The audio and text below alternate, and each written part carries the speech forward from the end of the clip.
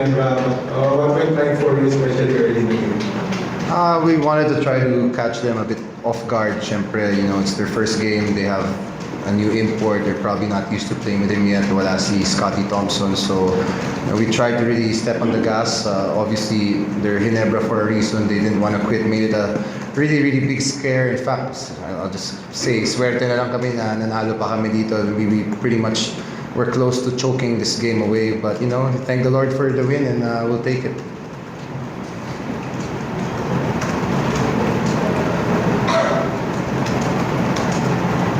Coach, another big fish in Ginebra. Ano lang ang masasabi mo so far sa campaign ninyo beating those traditional playoff contenders?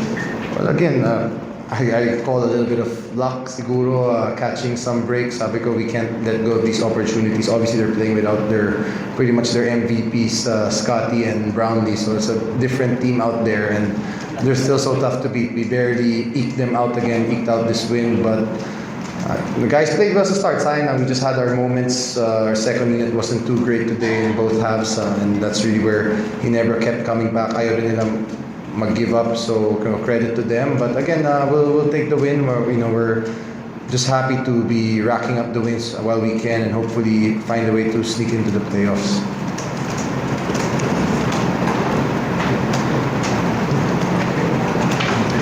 Coach, congratulations. Coach, first game ni Mamu, you had 6 points, 3 assists in 18 minutes. Do you assessment of this first game? It's all right. He made some big baskets for us at the start of the fourth quarter when we needed him to create. Pero syempre wala pa siya sa flow of things sa system namin because he's only been with us 2 days. We haven't done too much. Puro walkthrough pa lang. I expect him to get better, but lots of work pa rin. It's nice to have him out there. Diba? He does a lot of things on the floor, pero he has to get used to how we play and adjust pa rin. So manage the expectations muna for now.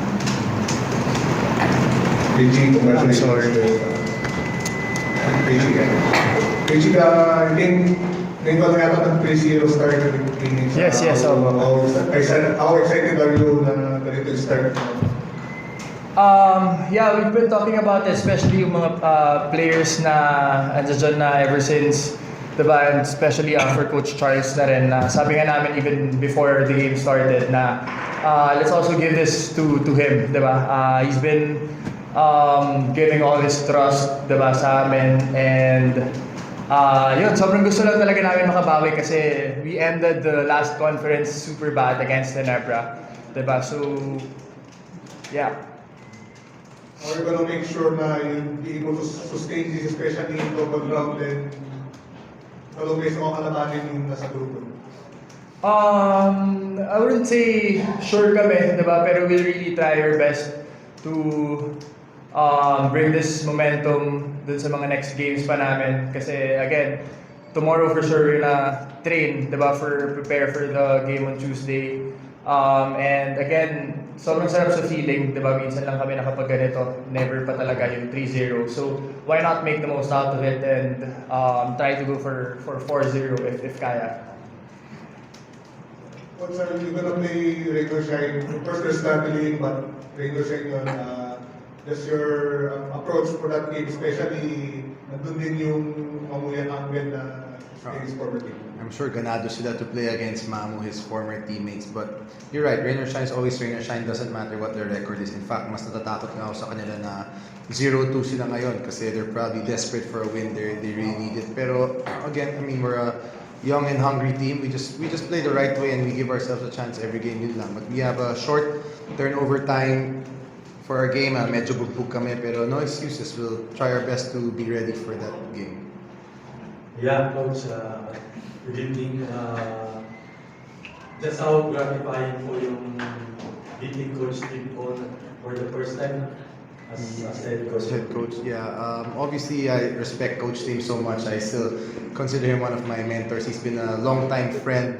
Yung sinabi ko last time nandito ako pag my birthday, swerte. Birthday pala ni Mrs. Cone ngayon eh. Binati ko nga siya si coach nung halftime. Sabi niya, baka hindi happy pag natalo sila. Pero we caught a break today and, anytime you get a chance for me as a young coach to go up against the great coaches of the PBA, probably the greatest coach in PBA history, it's nice. It's nice to win. They kicked our butts big time last conference as Richie said. So, at least nakabawi kami kahit papano ng isa, even if elimination pa lang.